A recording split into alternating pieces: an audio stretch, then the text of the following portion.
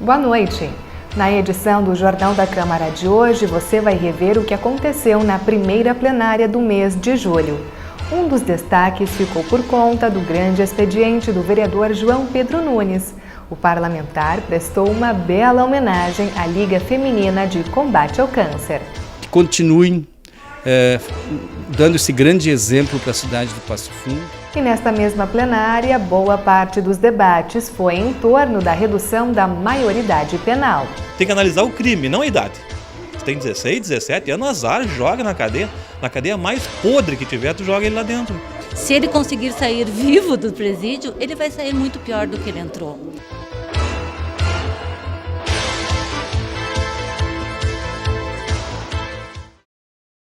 Encerra nesta sexta-feira o prazo para o pagamento parcelado do IPVA.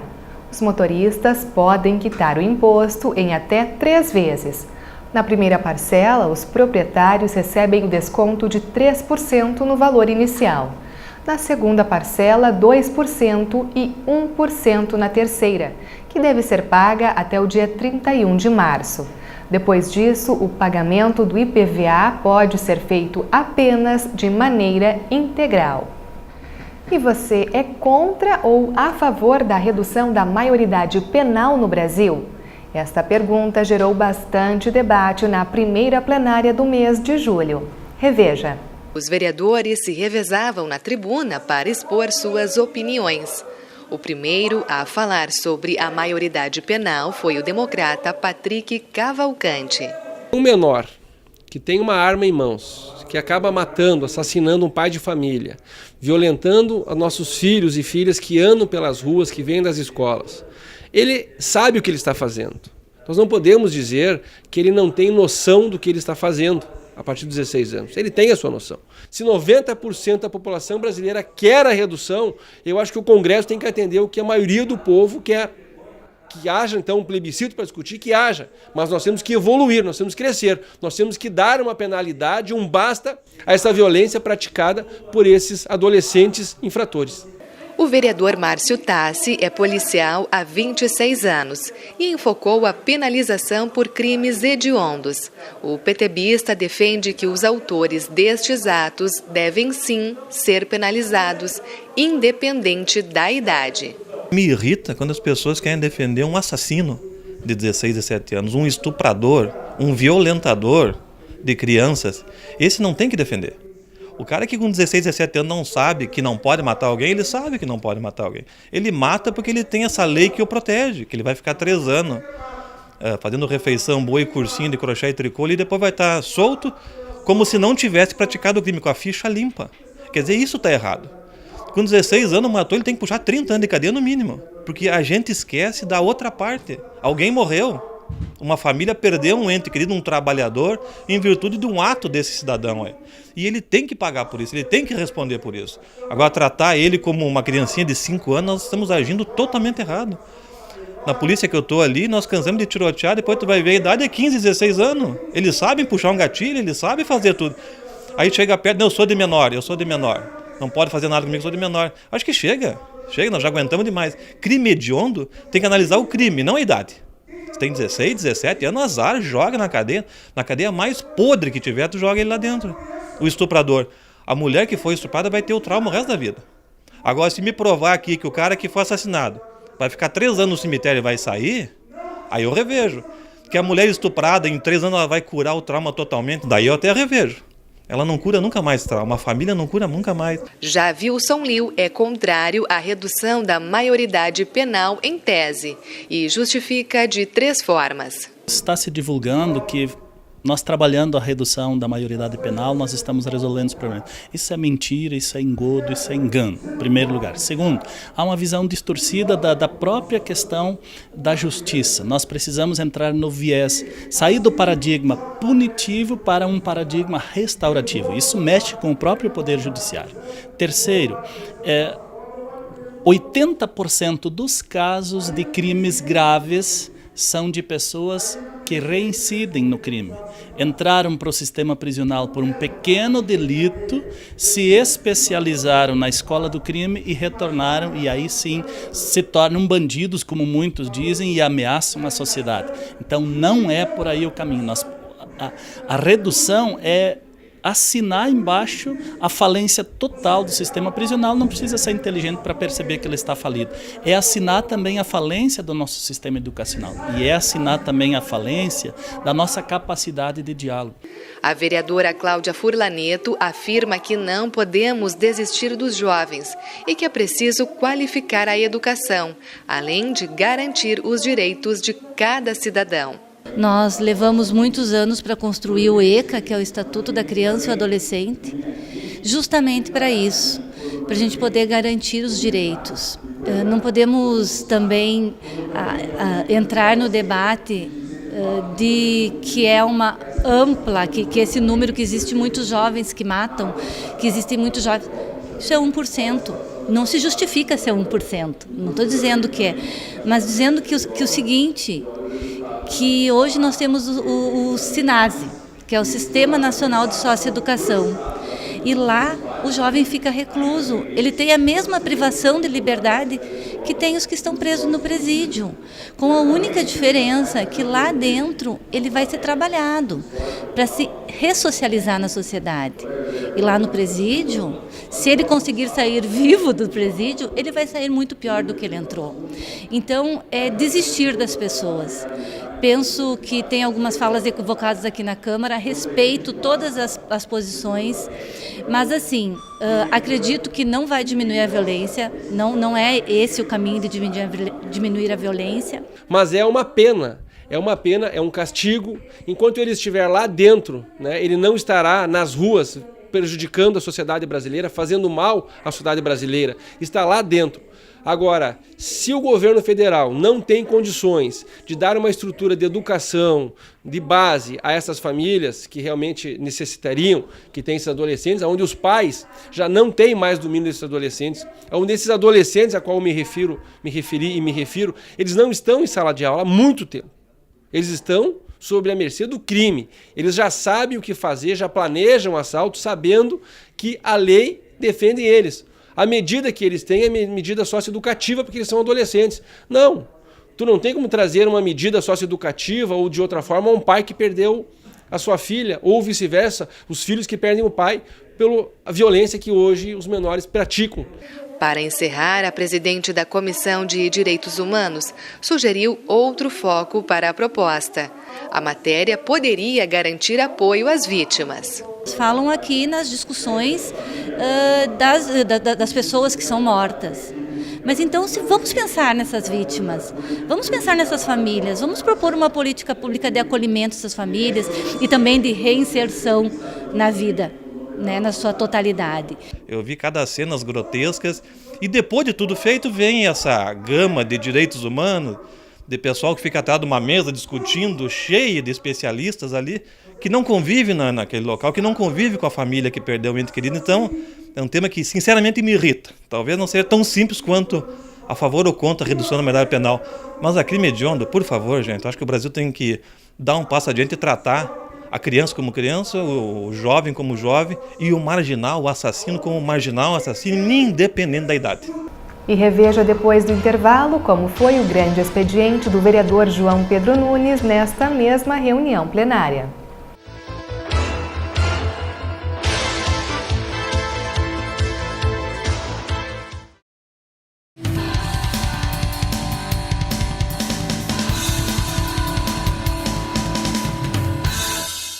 Na Operação Balada Segura, aqui em Passo Fundo, o condutor é convidado a fazer o teste do etilômetro, onde se ele fizer o teste e não aparecer índice de álcool no aparelho, ele vai ser liberado.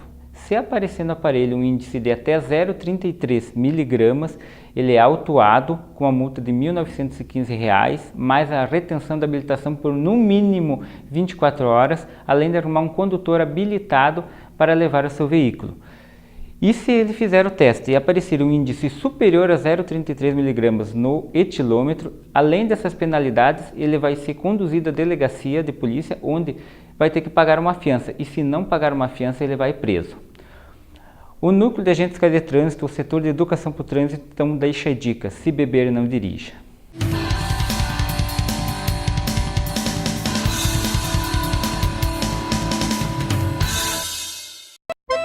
Che, eu sou o guri de Uruguaiana e tô aqui para dar um depoimento. Eu sou viciado. Viciado em erva mate e moída da grossa. Agora, o que não me apetece é ver essa gurizada viciada em drogas, che. E pior, usando na cancha de futebol. Che, tu não me vai atrás de conversa fiada. Bem como diria o Licuro, droga em estádio não rola. Tá ligado? Mas que barbaridade.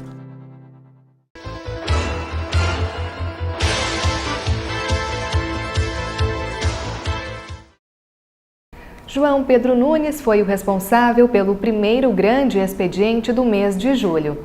Na tribuna, o parlamentar reconheceu o trabalho da Liga Feminina de Combate ao Câncer. No dia 15 de maio de 1975, um grupo de mulheres fundou a Liga Feminina de Combate ao Câncer. O objetivo era divulgar e motivar a prevenção da doença através de palestras, exames e visitas a hospitais.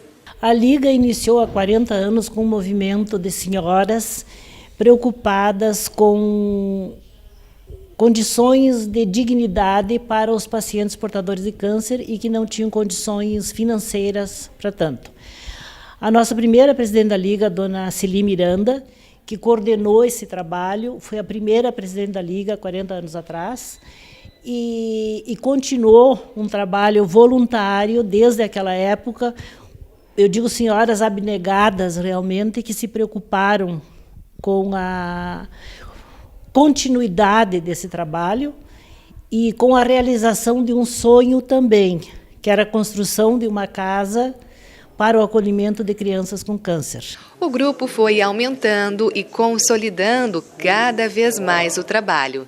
Chegou a funcionar em vários locais até a inauguração da sede própria em 2003. Surgiu assim o Centro Assistencial à Criança com Câncer. Nós não podemos deixar fora de agradecer o bom trabalho, a doação que a comunidade fez para a construção desta casa. Ela foi construída na minha gestão. Nós trabalhamos de coração. Eu sempre dizia que esta casa é feita com o coração de Passo Fundo, porque a gente chegava nas pessoas, nas empresas, ninguém dizia não, né? Sempre tinham um pouco para nos ajudar e com este pouco foi que foi construída essa casa, terminar esta obra, não se ficou devendo absolutamente nada, não é? Então foi uma realização assim, tanto pessoal quanto da sociedade. Recebe hoje tanto crianças como senhoras portadoras de câncer para hospedagem, refeições, e, enfim, toda a estrutura necessária para manter o paciente num verdadeiro lar, porque aqui ele recebe o alimento, a higiene, o medicamento, o atendimento psicológico, social, pedagógico para as crianças também, um trabalho 90%, eu vou dizer, voluntário, porque nós temos apenas alguns funcionários que são necessários em função de cozinha, de limpeza, enfim, um adicional noturno que nós temos que pagar para uma funcionária da noite e secretaria. O mais é todo o trabalho voluntário.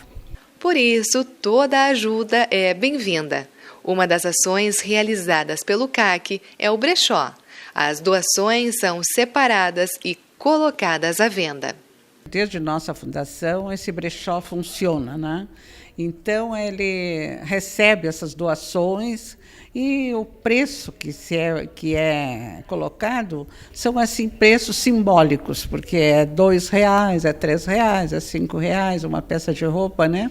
E com isso, parece mentira, não é? Digo, Deus é tão providencial que nos deu a ideia dessa feira, que não deixa de ser, e com isso ajuda a manter a casa, né? Mediante o receituário que o paciente traz, a gente faz a compra do medicamento com a receita, das finalidades que o câncer ocasiona. Enjoo, dor, vômitos, diarreia, são esses tipos de medicamentos que a gente fornece. Os específicos para câncer são absurdamente caros, né? A gente não teria condições de doar para eles. A gente tenta fazer o que a gente consegue, o que está ao nosso alcance, né? Utilizando, claro, a rede socioassistencial do município. Então, por exemplo, a gente tenta encaminhar para benefícios do INSS, a gente ajuda com medicamentos. Aqui é uma casa que tenta fazer de tudo, apoio psicológico, apoio social. Eu, no caso, eu faço visitas domiciliares, elaboro estudo social, busco um pouquinho da história, né, de cada assistido. A gente não cuida assim só do câncer, só da doença, enfim. A gente tenta dar um apoio para a família mesmo. E uma das famílias beneficiadas é a de Roselaine. A filha desta dona de casa já passou pelo procedimento cirúrgico. Aí depois nós fomos encaminhados para cá, né? Para poder ganhar a medicação toda, porque a gente não tinha condições. Como é que a gente ia fazer, né? Medicação muito cara do câncer. Mas eles aqui acolheram a gente muito bem mesmo. Mas os elogios pelo atendimento não param por aí. A aprovação é unânime. A gente está aqui uma semana, amanhã vai fazer uma semana, mas é muito bom, muito. Eu agradeço a Deus todo dia e ela também, por ter colocado pessoas maravilhosas assim na nossa vida. É muito bom aqui o tratamento, todo mundo é maravilhoso, a alimentação também, o tratamento, tudo é muito bom. Já faz uns 23 dias e ainda falta mais 13 dias. Eu vou ficar aqui até fazer todo o tratamento, né? Até eu não esperava que vinha para um lugar que nem esse como eu vim. Porque daí eu fiquei lá no hospital e o genro e a filha vieram achar lugar. Daí comunicaram que aqui era muito bom de ficar. Daí eu vim para cá, exatamente, é muito bom. E este belo trabalho está completando 40 anos. A data não poderia passar em branco. E por isso, durante o seu grande expediente, o vereador João Pedro Nunes reconheceu a entidade. São mulheres voluntárias que estão lá fazendo um trabalho de acolhimento às crianças, aos jovens, aos adolescentes. Infelizmente, detectada essa doença maldita que é o câncer, né?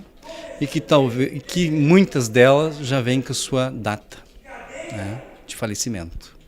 Mas aquelas mulheres são mulheres de esperança, mulheres de coragem, guerreiras, que acolhem com um olhar de mãe, de carinho, aonde lá oferecem alimentos, oferecem roupas, medicamento e oferecem lá uma estrutura para que elas possam ficar mais de mês, serviço de valorização humana, que talvez aquelas pessoas que cheguem lá, elas chegam já desesperançosa, né? A esperança já, para elas, já tem elas enterrada, né? Mas estas mulheres desenterram a esperança dessas pessoas e celebram lá a cada minuto, a cada dia, a vida delas. Então, em nome da Câmara de Vereadores, em nome da cidade de Passo Fundo, dos 200 mil habitantes, trazemos aqui de coração o reconhecimento do serviço prestado à Liga de Combate ao Câncer, né, que traz à frente a nossa presidenta, a nossa querida professora Nelly Formigueri, né, e as demais colaboradoras, né, que continuem dando esse grande exemplo para a cidade de Passo Fundo. E uma última informação. O estacionamento no canteiro da Avenida Brasil, em frente ao Teatro Municipal, foi bloqueado. A medida se deve às obras de revitalização do Espaço Cultural Roseli Dolesky Preto. Obrigada pela sua companhia, uma boa noite e até amanhã.